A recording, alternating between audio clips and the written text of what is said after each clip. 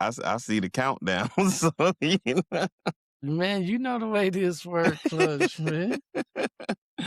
so do I get to use any of my features? You ain't got no features on, like, it won't come through on mine, will it? I think so. You heard it? Man, first of all, sir, no. Man, so once again, what is that coming through on your end? What? Is that coming through Riverside on your end, or is it coming through like, what platform are you using to run that through? No, it's just I had the Roadcaster hooked up to my computer. So anything I do is gonna come through Riverside. Hey, man, don't be having all that stuff. I mean, anytime so you got clues bombs where you could drop a bomb? No. Man, I, let's see I if we haven't get put that. I haven't put it on here. Hey, hey, man, that's the one you need for you right there. That's the one I want for you right there. Every time you say something, wah, wah, wah. Man, can we officially begin, man? You come Yeah, right here, man, it's on you. Welcome to Beyond the Velvet Rope with Neil Oates Jr., the podcast that takes you on an extraordinary journey into the world of luxury service. Join us as we unlock the secrets, stories, and strategies behind exceptional experiences. From anticipating VIP needs to crafting unforgettable memories, we'll guide you on a path to service excellence in the realm of the affluent. Let's elevate your expertise and redefine the art of world-renowned service. Here's your host, Neil Oates Jr. Man. Welcome to the podcast, ladies and gentlemen. I'm here with a man who needs no introduction because no one really cares who he is. We are here with Mr. Marcus J. Scott. Clutch, what's going on, baby? Man, I appreciate you, man. I appreciate you, man. Look, you got the live audience for a brother and everything, man. I really do appreciate you. I'm excited to be here. Clutch, don't start. Don't do this. Ladies and gentlemen, I'm here with Marcus J. Scott. We have no idea what we're talking about, but we've got a lot to talk about. Is that fair to say? Yeah, absolutely, man. All right. You know how we get down. All right. So first, to answer everyone's questions, no, the podcast is not coming back. I know you're like, oh, does this mean that the eavesdrop is coming back? No, it is not coming back. Clutch is too busy. He's got too much stuff for the podcast. He is elevated now as the author of The Drunken Preacher. He's got tour dates. He's got classes. We've got some more responsibilities that we're going to talk about here in a moment. What's been going on, man, since the last time, not since the last time we've chatted, but what's been going on in your life lately, sir? Well, seems like you just named quite a bit of it, but let me say this: the most humbling thing, and at the same time, probably the most gratifying, is God has saw fit to allow me to serve as executive pastor at our church. And so I don't take that lightly. And that's probably Man, hold on, Clutch. You talk about all the sound effects that you got on the Roadcaster, and you say that, and you ain't ready to push the button on that one. Man, man, you know, who's the producer? Yeah, man, executive pastor. It's one of those things when I tell people, they're like, congratulations. And I say, well, I don't know whether to say thank you or pray for me. Because, that's something I don't take lightly. And, when we talking about matters of God and spiritual matters, I've always been the one that said, I'm going to be either in or I'm out. Like, I'm not going to be half in, half out. And so when you're talking about shepherding people, overseeing people, and because I look at it as, you really are looking at people's lives. And so I heard a preacher say this morning. He said, if I preach the gospel and you don't accept it, then that's not on me. That's on you. But if I don't preach the gospel and you didn't hear it because I didn't preach it, now that's on me.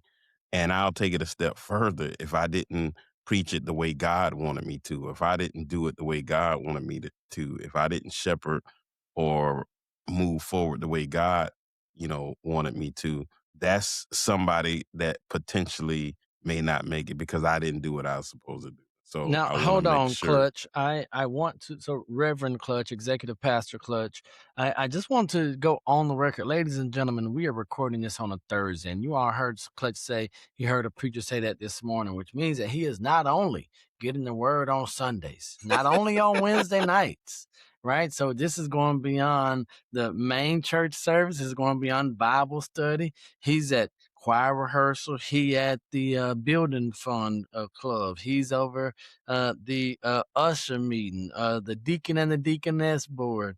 So you're actually getting filled up. But here on Beyond the Velvet Rope, we talk about where ambition meets practicality.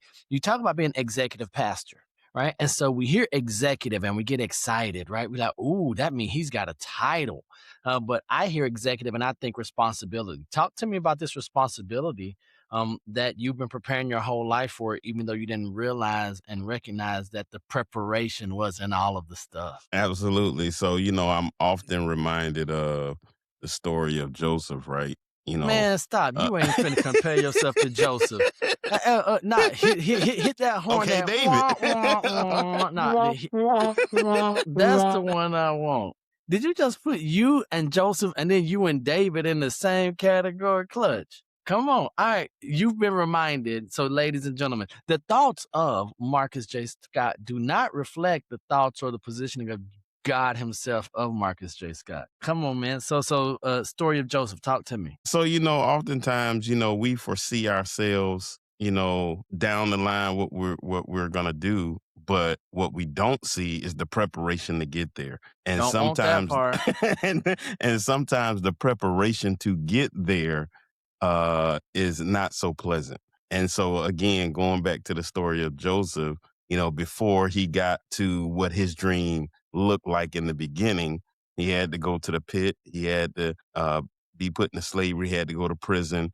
All these things happened before he actually got to the palace. And so when I think about a lot of the things that I went through, to include legal matters, which is in the book, The Drunken Preacher. If you don't have it, it's Oh, sold in all stores. I thought you meant some new stuff, Shad. I said, hold on, Clutch.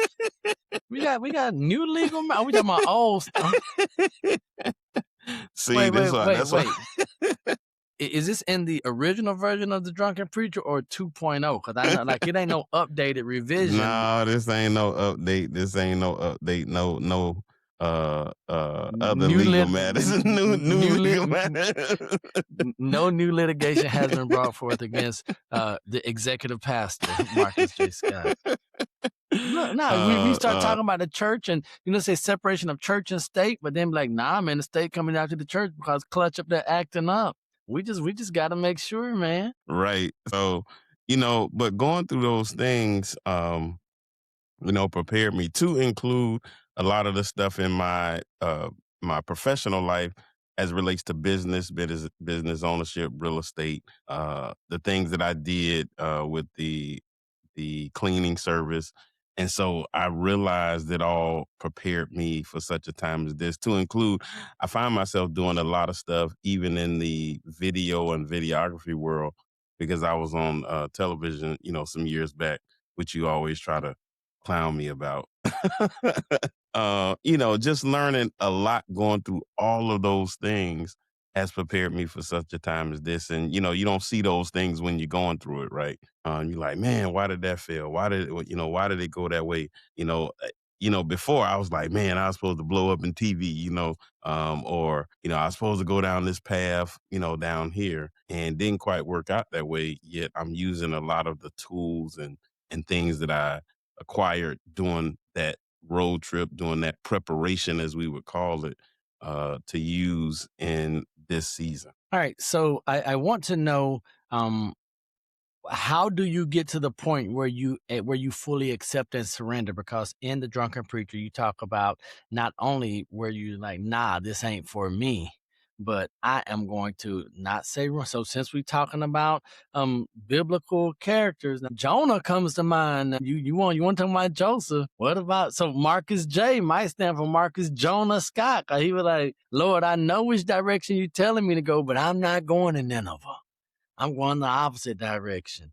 So how do you go from Jonah to Joseph. So in the words of the late Fred G. Sanford, Marcus J. Scott, and the J stands for Jonah, who ran before he Before he answered the call, he said, "Hey, he got us there after all." And so there is a chapter in the book called Jonah and the Whale. And so with that said, I did run. You know, I was called at 19. And I remember it like it was yesterday. I called my mom all excited. I say, "Mom, guess what?" She was like, "You was called to ministry." I was like, "Huh? What?" you know? And from shortly after that is when, you know, things happened. I was stationed out in Texas.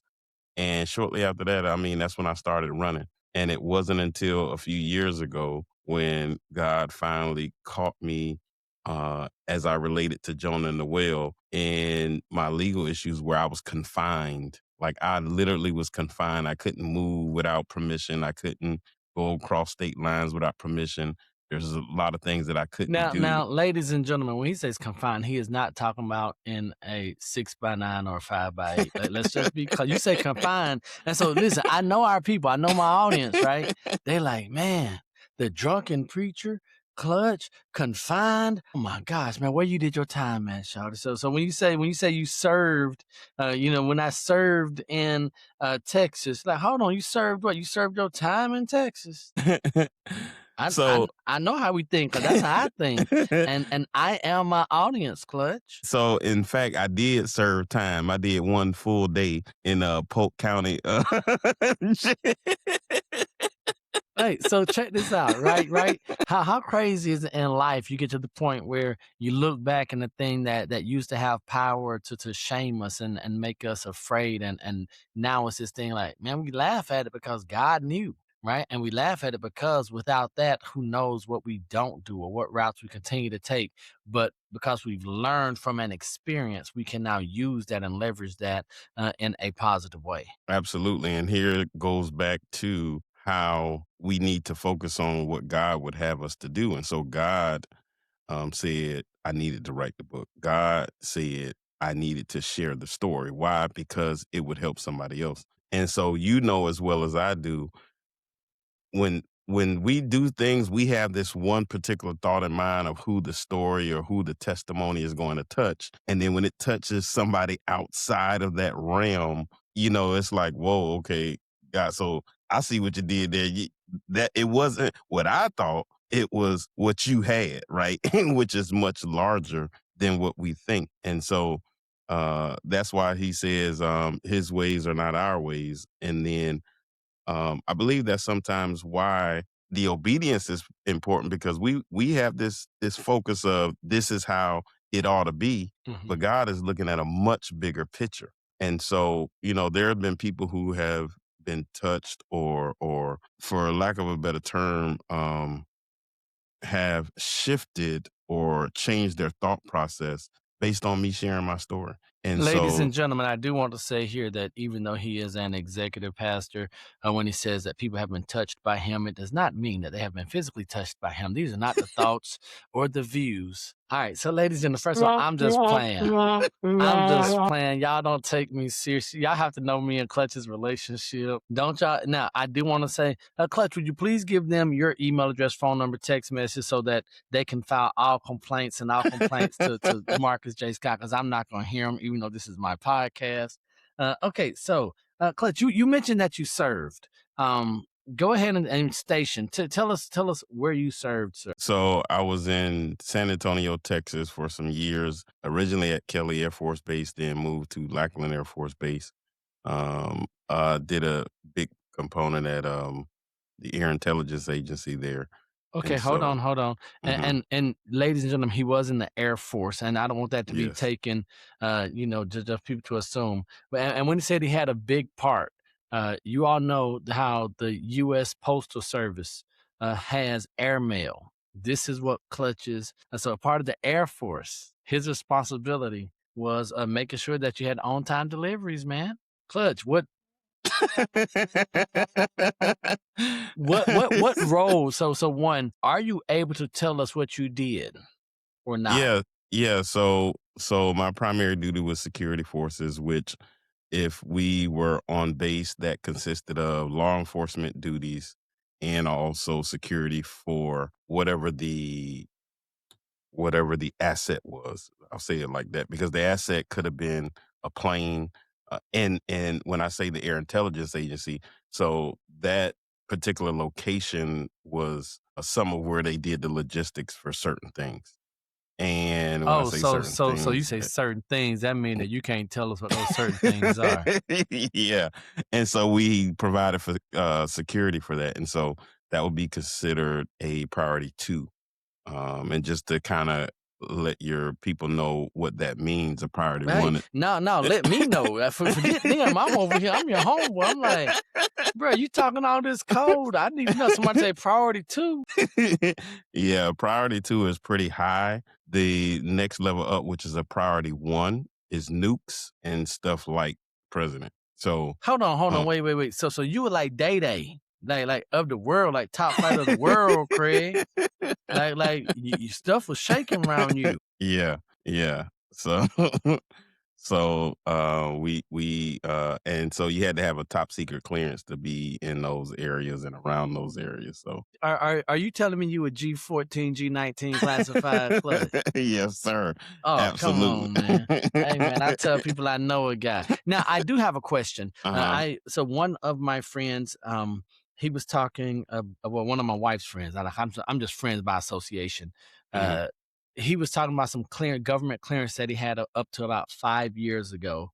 Mhm. And so he still can't travel abroad for I think another like 4 or 5 years to certain countries because of the information that he knew and what he was working on. Were those restrictions placed on you as well, where you couldn't go certain places while you were either there or after you left? No, because the thing is, while you have certain clearances and things of that nature, the movie says it, but it is actually true. It really is on a need to know, right? And so just because you have a top secret clearance doesn't mean they could just come tell you everything or that you could see everything. And so there are certain things and jobs and people and positions where they might have had the same clearance as I did, but they had maybe a higher level in a sense of a need to know. And so that could have been on a specific mission, that could have been on specific duties. And so while the top secret clearance covers a broad range of things, certain departments, certain areas, certain jobs, they may have more information. And so a prime example, if I were, let's say, a SEAL or in a particular, Delta Force type of thing, they go and they're read into certain briefings based on their missions. And so I may not be privy to that, even though I have the clearance to be. Okay. So really quickly, you talk about need to know. Are there times when you're like, I hope I don't need to know? Right? Like there's some stuff sort of like being the executive pastor, right? You're like, Hmm. they're like, hey, you need to know. You're like, I hope I don't need to know. There's a lot of stuff I don't want because with knowledge comes responsibility, right? Correct. With information comes now this accountability piece where not saying that you weren't carrying a weight and responsibility at the church before, but now with that knowledge and the information and the title, now they're like, oh, Rev, so let me ask, what do they call you? Right now, I just been Oh, saying Pastor Marcus. And okay. one of the main reasons is because my dad, who's the senior pastor, is also named as Scott. They call him Bishop Scott. Some people still call him Pastor Scott. And so not to get the two confused, I just say Pastor Marcus. The other thing too is it makes me feel older if I say it Pastor Scott because I would feel like that's my dad and not me. With So that said, wait. But I mean, you're young. mhm, You're young. I am. Okay. I just want to make sure that you know that I'm speaking life into life.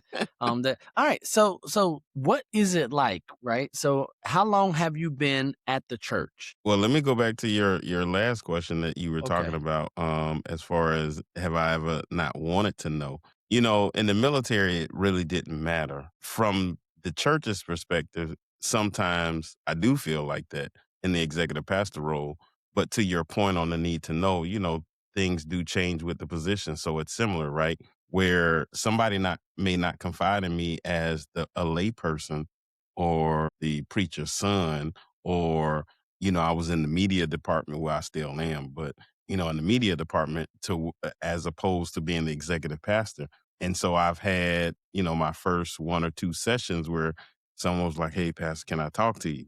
And I was like, "Uh-oh, okay, here go the first one." And, so, when people tell you things, it's similar to, like, again, going back to the military.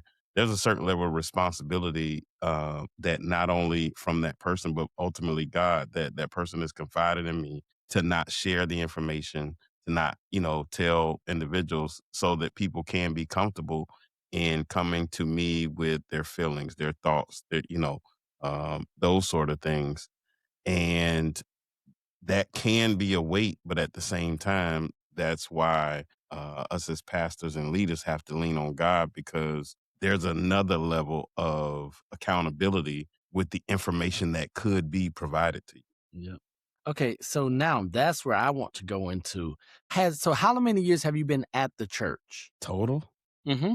So my father took over as senior pastor in 1980. So that's how long I've been technically a part of the church. Okay.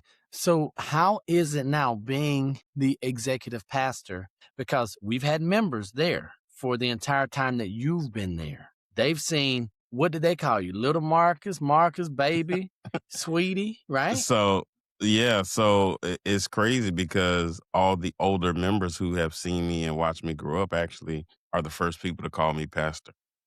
Really? And Yeah, so and so so so that's unusual though. A lot of times there'll be that reluctance because they're like, man, we know that we know the one that's from the book. We know him. We the one that ran Jonah. We know Jonah Scott. We don't know Joseph Scott, yeah, right? right, right. And so it's crazy because I was at a function a few days ago. Shout out to the NARAD Book Club that featured my book, and here I am. Here I am speaking to them. And they were asking me, they were like, "Well, how, because church people, boy, they hard, they hard." And so I was telling them, well, when I came out with the book, my focus at that time was, an audience of one. As long as I'm pleasing God, nothing else mattered. And then afterwards, I had a friend of mine who happened to be there and said, "You didn't share though, because a lot of people in the congregation actually supported you." And I said, "That's actually true." Because a lot of the members have supported me, while there may be a few that talk behind my back. For the most part, they have supported me, and a lot of them. And here's what I do really appreciate: a lot of them truly see the transformation and what God has done in my life, and they acknowledge that, and They know they that. know there's got to be a God because Clutch is different. Yes, They said, if you don't believe this, yes, I ain't got to yes. talk about Abraham, Isaac, and Jacob. You see this guy right here? Right, right. And so I think I think it's been a positive, right? Because we still have members in the church. These people, some of the same people that I'm talking about, they have family members that I grew up with that have not come back to church, that are still, out in what we would consider the world, or, just not acknowledging God as that the family would want them to. And so for them to see me now through transformation, to them it says, which I've had a few people say it, "I know it's still hope for my son. I know it's still hope for my nephew. I know it's still Boy, hope if there for," you know. if he could do something with that rascal right there, with that one, with the worst of them, man, let me tell you, that guy, if he Yeah. can come to Christ, if he can be transformed, my don't take this wrong way, Rev, but my child ain't nearly as bad as you were. Right. So talk about this real quick, Clutch. And it's one of the things that my wife and I, we have conversations about, and then some close friends of mine, which is, since you're outside of that close friend group, I want to make sure this is not talking about anything that you do. Um, the Yeah, ladies the and gentlemen. the idea of people want to see a healing, they want a miracle, but they want to be the one giving the blessing. They don't want to be the one that's in the position of needing the miracle on them, right? So if they find themselves in that situation where they're in the pit or they're on the ship and they know they're the problem, they are not saying, all right, God, do something miraculous through me, right? Or to me. They were like, all right, let me be the blessing. Don't let me be the one that's in the need of a blessing. How have you taken that and really led with that from the story, from the book, from the example to now being in an executive leadership position? I tend to do a lot of inner reflection first, right? To say, what can I do better? And I think that had a lot to do with my upbringing and my father. I would always I would do something and I would think it would be great or good, right? And it probably was. But he would say, "Well, yeah, you could have done better." You know, or yeah, if you'd have did this, that would have been better. Or he would ask, "Well, what could you have done better?" And so that always gave me this internal flexion of, what could I have done better? With that said, um, my prayer is always for God to use me, right? But I got to start with me. I can't be telling other people and trying to bless other people, and I don't have me together. There's a story in the book, John Maxwell 16 Laws of Communication, I believe it is, John Maxwell book. And he says in there that there was a lady who brought her son to Gandhi and said, "Hey, could you tell my son not to eat sugar?" And Gandhi goes, "Come back in 3 days." And she comes back in 3 days and says, "Can you tell him not to eat sugar?" And he's like, "Don't eat sugar." And then she was like, "Okay." She was like, "Well, what was the 3 days for? Was there something special about the 3 days?" He said, "3 days ago, I was eating sugar." So I couldn't tell him I can't not to tell who eat I'm sugar. guilty. And so to your point, we have to make sure we're good. We talk about we want the blessing, we want to be the blesser, but are we following what God wants us to do? Are we the ones being obedient? Are we doing what the word says? And so I think we have to start looking inward first, and that's constant because I don't believe we will ever reach the pinnacle, right? Um, Paul says, oh man, I just forgot the scripture, but he keeps telling us to run our race. Forget those things which are behind, and he also says those things that I don't want to do, I find Is what I myself find doing. myself doing. I'm trying to stay And- away from the ditch, and I just keep going straight to the ditch. I don't know why that is. Like, nah, stay between the lines. I'm trying. Right. That's why you need to let God take the wheel, because I'm gonna drive myself right into a brick wall over here, being a Yeah, knucklehead. man. So I'm constantly looking at me. Okay, so now we've talked about all of the well, not just positive sides, but you walking into this new direction, this new role responsibility. But we know that when you say yes to one thing, you have to say no to something else, Mm. right? So you're saying yes to walking this God path. We've had to say no to some business stuff. We had to say no to some leadership things inside of real estate, maybe some things that might have a bigger financial upside than being an executive pastor. Yay, right? How do you, and besides okay, we know this is where God has you going. What does that decision making process look like when this is going to impact you and your family, the misses and the resources, and then maybe the climb up in like the realtor organization, for example, or franchises and all that? How do you go about that process? So I'm still learning how to truly lean on God through that process, right? Because the flesh still wants what's comfortable. So, if somebody said right now, "Hey man, we heard about you in this book, we about to blow it up. We're gonna give you $1 million, up front on this book tour, and we're gonna get you to the New York Times bestseller." That's something that I'd be like, "Well, God, is this a door that's opening?" I'm trying. This sure look like a blessing, Lord. Like, but God, won't He do it? Won't He Right. do it?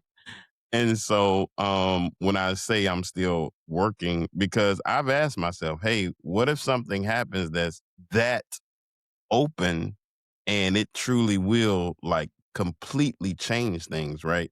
Um, and so I believe he allows us. Well, first the word says he'll never put more on us than we can bear, right? And I believe he's starting me out with some small stuff. And so you talk about the realtor organization and things like that. I believe that he's given me those things where I won't necessarily say it's easy, but when I say, okay, I've been asked to do some things and I'm like, I'm gonna have to, turn that down this go round. And I'm thinking, well, yeah, that could benefit me, but this is more important right now. And it's not the immediate financial impact. It's not the immediate, it's going to blow me up in some way, but the path going down there eventually would. And so I believe this is kind of like my training ground of exactly what you're talking about. And so I believe God allows us kind of like going through school, right? All right, you in first grade. So you need to learn this first. So in this case, you need to learn to say no to these things right here. Now it's not that big, not that. And so there are some things I've been thinking about lately that I'm like, man, if that opened up. Hey, no. So if that opened up, you're gonna refer it to your homeboy. Yeah, I'm like, oh, okay, bro. I'm about to say, I'm sitting here. Cause somebody always seem to be about me. Oh well, them. No, it's we. It's we. It's you and I, right? You and I. All right. So, Clutch, here's what I want to know, because we're rocking and rolling, having a good time. What have you learned about yourself in this process? I'm going to say the past 6 months that you've been going through. We know that, so our inner circle, we sort of laugh at you and with you. We're mostly at you because you're like, hey, man, I got this. I think it's going to happen. Wait, it didn't happen. We're like, dang, man, yeah. So what have you learned most about yourself, I'm going to say, in the past 6 months? That no matter what, I'm better if I lean and trust God. I lean on him. Man, that's a church answer, Clutch. Do you mean that for real? I do, because here's the thing. In these last 6 months, there have been times when I haven't. Wait. Hold on. You haven't what? That I haven't leaned and trust God. Rev, Pastor Marcus, it's 6. So you're telling me you still have it where you're like, God, I know what you've done in the past, but this one might be outside of your control. This one might be too big for you. I don't know if you got this one. No, it's not that. It's and this is a big one for me. It's the patience. That's a dirty word right there. We don't. Hey, in the Oates household, we don't like that word. Patience. Like, wait. Okay, I need this, or I want this. This has to happen by this time. And God, we right here. We at the deadline. The lights might get cut off. The lights. Don't play with me, Clutch. Like, Lord, listen. I'm just this one time. I'm gonna go on. Clutch, I'm talking about to you where you at the point where you like, God, listen, I know you an on-time God. I know you are. I know you're gonna, and man, and then we find ourselves in here and be like, well, boy, I'm gonna try, because you might be busy. I know Clutch, he over there, he need a lot of help. So I'm gonna do my part over here, and I'm gonna do a little bit of your part. So I'm gonna try to figure this out and mess stuff up even worse. And then people gonna be like, oh yeah, he screwed that up. There really is a God, because he had to save Marcus from himself. That patience part. So when do we stop having the challenges of needing patience? Here's what's crazy. So you talk about this 6 months. Here's the stuff that I'm learning. There's some stuff, Paul, God, you gonna please take it away from me.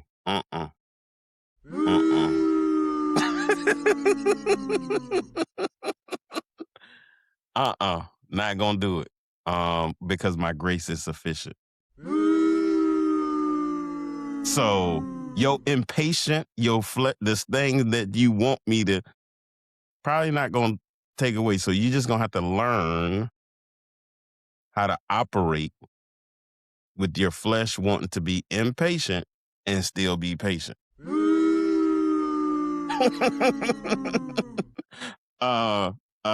it's kind of Is like is that the best you got for us today? Is that the encouragement that you got for us today, Clutch? I just want to know. it's kind of like, and I truly have learned to think about it in this manner.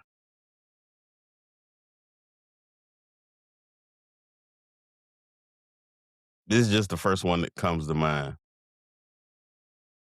If you have HIV or AIDS, it's possible for you to still live. You just gonna have to learn how to be on the medication and do what you're supposed to do. Or let's take diabetes or any Yeah, type man, of let's go that one, man. Golly. Clutch. Man, of all the stuff, man, don't go, ladies and gentlemen. We ain't going with the first one. Hey, so you said HIV/AIDS first, diabetes second. Why don't you just say a limp or if you got a hurt knee or something? But let's de-escalate, Rev. Come on, Pastor. there are some things that are going to be a part of us that God is not going to remove, and we're going to have to learn how to live with it. We're going to have to learn how to take the medication. We're going to have to learn how to eat right. We're going to have to learn how to exercise in order to stay. What is that from a spiritual standpoint? Taking the medication, reading the word, spending time with God, exercising the discipline of spending time with God.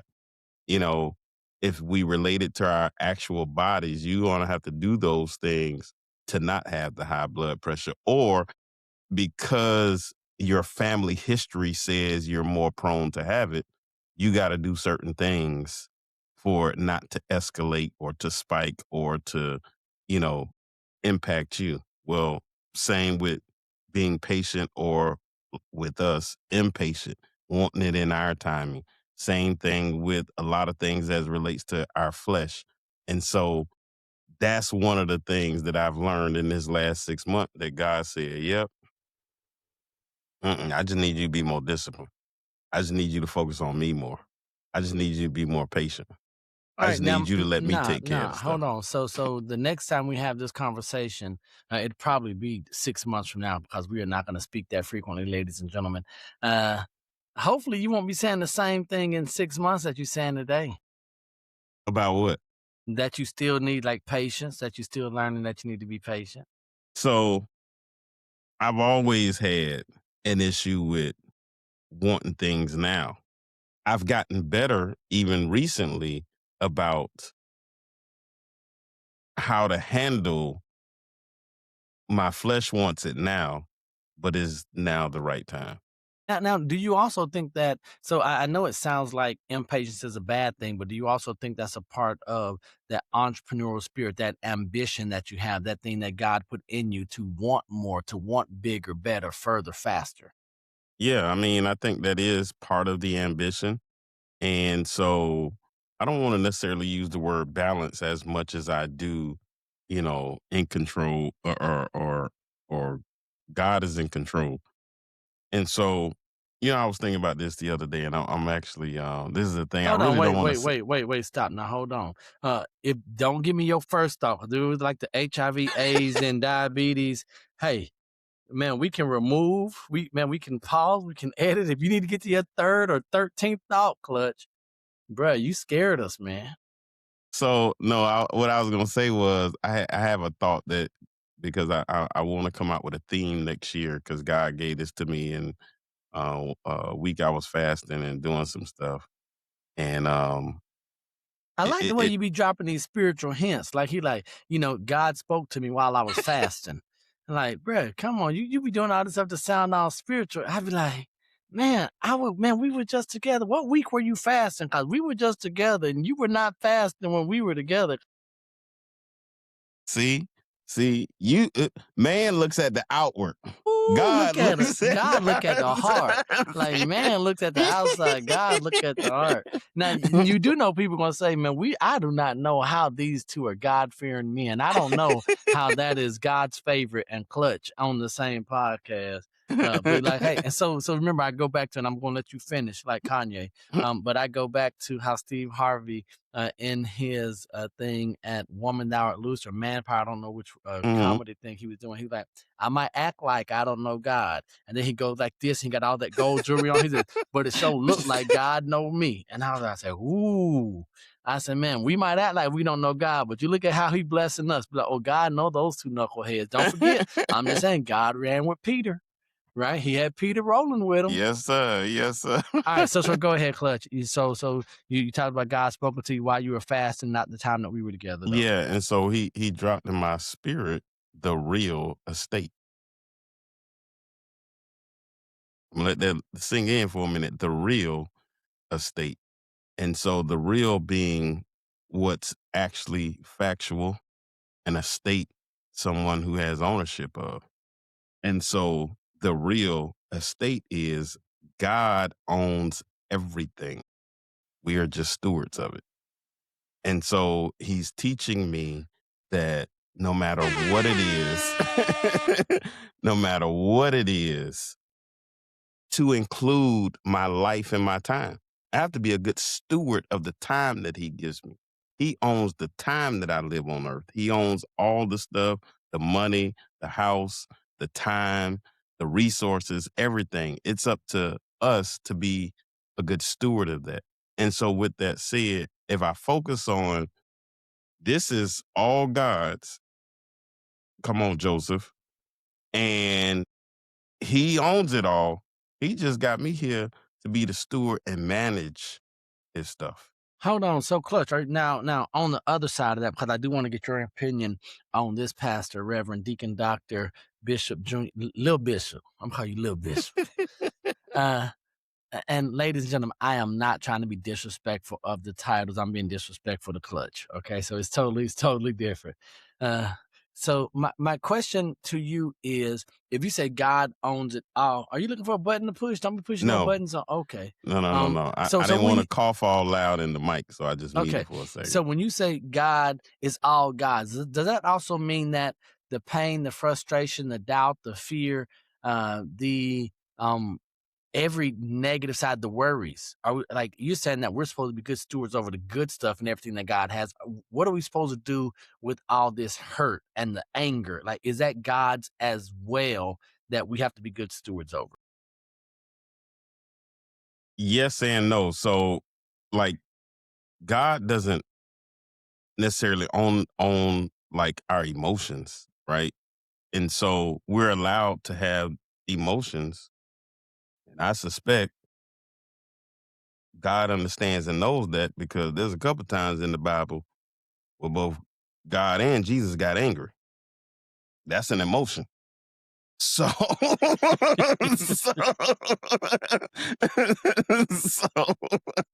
so y'all Negroes are done. All y'all, all of them. Be like, who we gonna get rid of? All of them. All of them. All of them. Well, Lord, everybody? what if there's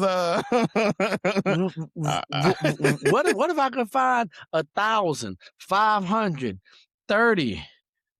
Right. One. And so we're allowed to have them, but we got to manage them, right? We're allowed to have the emotion, but he wants us to be able to manage them. And so, and then as far as, the things that come on us that may allow us to have those emotions, we do have to recognize and realize that he allows those things to happen for whatever reason, whether it's to test us, whether it's to make us stronger, whether it's because, again, there's a bigger picture that we don't see. He maybe allows someone else is going to benefit from us going through this thing to see it. Yeah. Correct. So that's another thing that I've learned, that, man, the stuff that I went through wasn't just for me. It wasn't. And so real quick, Clutch, that makes me think. And so one of my guys said, God is undefeated. And you're like, man, that dude, he 1,000, like ain't lost yet. And you're like, man, and I'm trying to take this stuff from him. And I might be batting 100. Right. Right. And, again, it just goes back to what we want, how we want it, and when we want it. And we don't see, you know, so most people say, man, we playing checkers, they playing chess.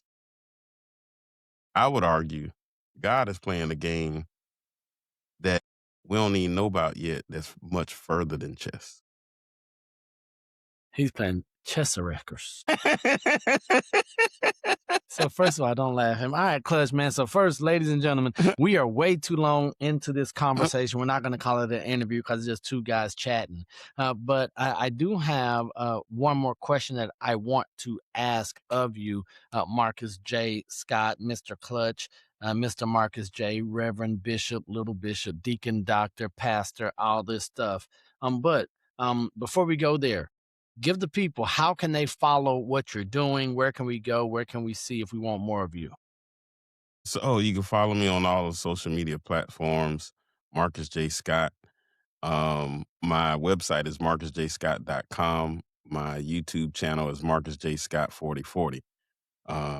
You also share, subscribe, and like. If you go to the website, you can get to any of those other platforms. So it's just simply my name, marcusjscott.com. MarcusJScott.com is the hub for all things Mr. Marcus J. Little Bishop, Pastor, Reverend Deacon Dr. Scott.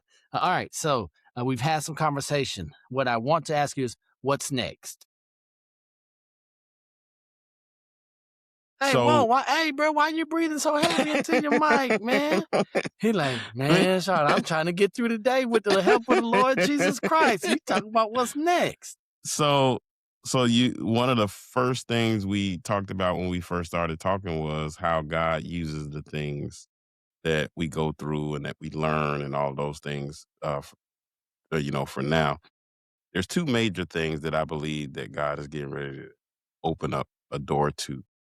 One is Now, I do want to make sure. Are you legally allowed to talk about whatever this is? Don't be getting in trouble. Don't be breaking no confidentiality, all that stuff. Bishop Scott, you heard me tell your son, your executive pastor, don't be talking about no church business in here that we ain't supposed to know about yet. I believe God is getting ready to open up the door to allow me to help churches do development with land that they have. Being, with my real estate background and then some things that I've just been learning in most recent history on developments and things of that nature is to basically help to build the kingdom. And that's the other thing. I always think, okay, God, you had me learn this. And so now the question is, how do I use it to build up your kingdom? Because nothing is lost or wasted, right? Correct. And so one of the things that I believe he has me doing is to help churches and I was going to say figure out a way, but he already know the way. It's just to help me have the wisdom to show them the way on how to use the land that they have in order to develop. Ladies and gentlemen, so what Marcus is talking about, many churches, many organizations, they do have available land that is underutilized. And so we don't want to just have land sitting there. We're just parking cars in a grass lot. Right. And so what Marcus is talking about, we often talk about highest and best use. And there are a lot of creative ways to do that can then bring resources back to God's kingdom. And that's so exciting, especially when we have now that does require some outside of traditional thinking, right? It requires some people who might have held on to responsibility or titles too closely to free up some of that. So I'm going to ask you all, even before we get to the next part, you said there are two things. Make sure you all are praying for Marcus. Make sure you all are praying for the leadership. But because anytime we want to do something that is kingdom oriented, we know that the enemy has to do his job. That's what he's here for. And sometimes he might use those that are closest to us to just be a hurdle or an obstacle. And so when I hear you talk about that, I get excited simply because, man, what kind of win does that look like, right? What kind of victory does it say? We've taken this thing that is what they would say carnal or secular, and we've used that to leverage and to show the goodness of God our Father, man. So I'm excited about that. So we'll be praying for you there, Clutch. Absolutely, man. I really appreciate it. And, I know this not quite the end, but words can't express how much you mean to me and how you've helped me through, tough times, man.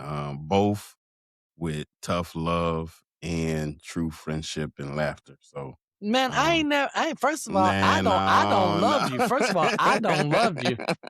It's just been tough. Ladies and gentlemen, please, I'm a gangster.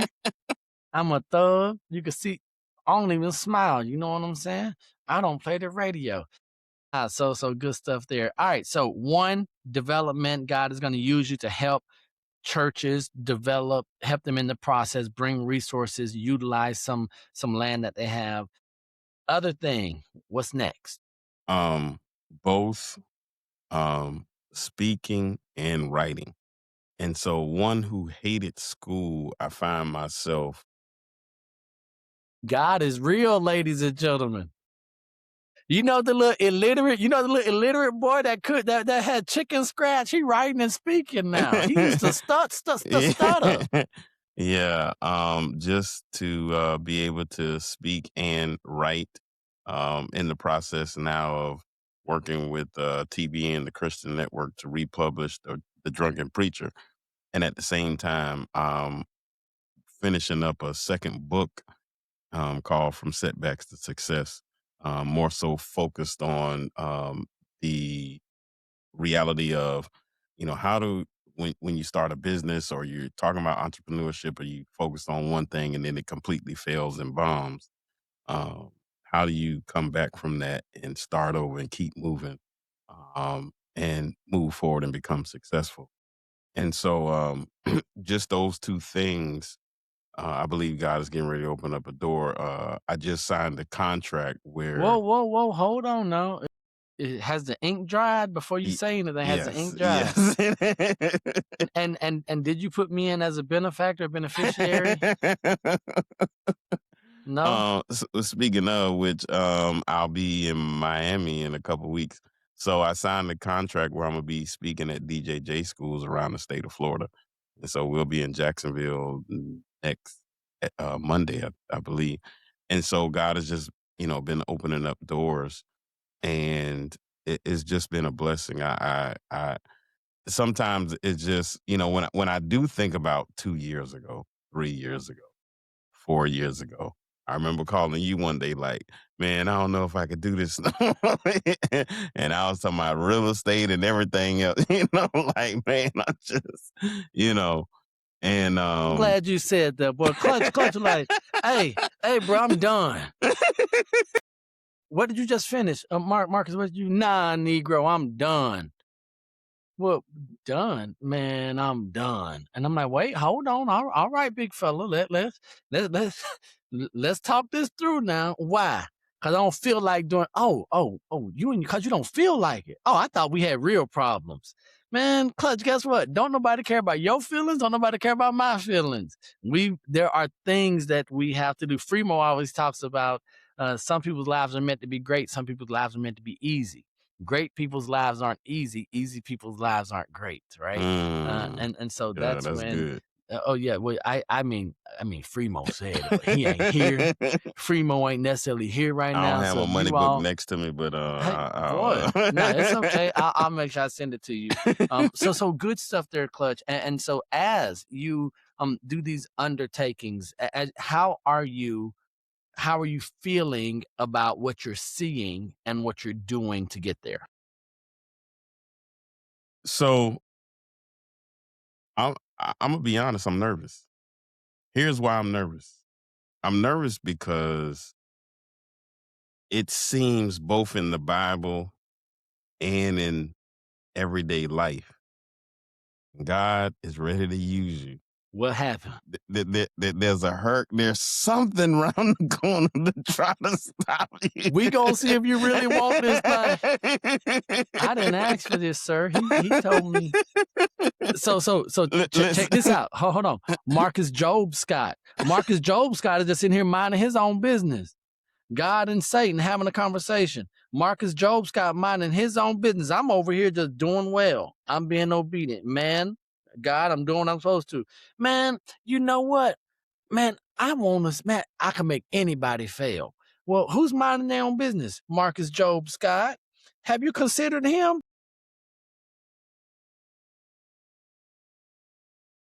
God, I'm doing what's right. Why you? Listen, listen. Me, my brother, and my sister got this joke when stuff happened. Like, man, was you doing? You supposed? Yeah, I was doing. Man, God and the devil, they up there playing cards again, man. I'll see you with Neil and I raise you a clutch. Finna make the whole crew fall. Freemo, boom, Freemo too. What, Jerome? Like, whoa, bro, relax, calm down, man. Man, yeah, man, it's like, I'm doing what I'm supposed to. You said the. Hey, and then we start speaking through the word. We start praying through the word. Look, God, you said I could call you and you would answer. Yeah, but I had to give you a reason to call me. Nah, God, I just call you in the morning just to say thank you. Nah, I need you to need me. Look, God, I need you. Nah, I need when I'm the only option you got.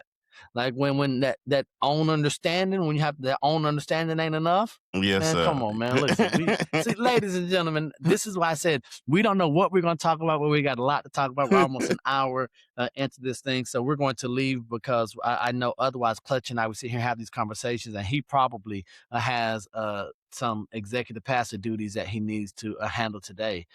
So here's what I want to know. What is something that you want people, if they've listened to us for this long, give me something that you want them to walk away with today, Clutch. That if you're still breathing, you still have a purpose. If you woke up this morning, God has a purpose for you. And so never think that you weren't put here for a purpose, a significant purpose. And so a lot of times we think it has to be huge or a lot of money involved or houses and land. But your purpose could be to change the person's life who's going to change the world. And so we have to wake up every morning with, God, what's my assignment? God, what's my purpose? And so if we keep that in mind, I think that'll be the start of how we can move forward. Man, I tell you what, man, Clutch, come on, man. That right there. Hey, so I'm not saying you be listening to Tupac. Hold on, it just came to me. It just came to me, and I got to say this because I got it from my dad.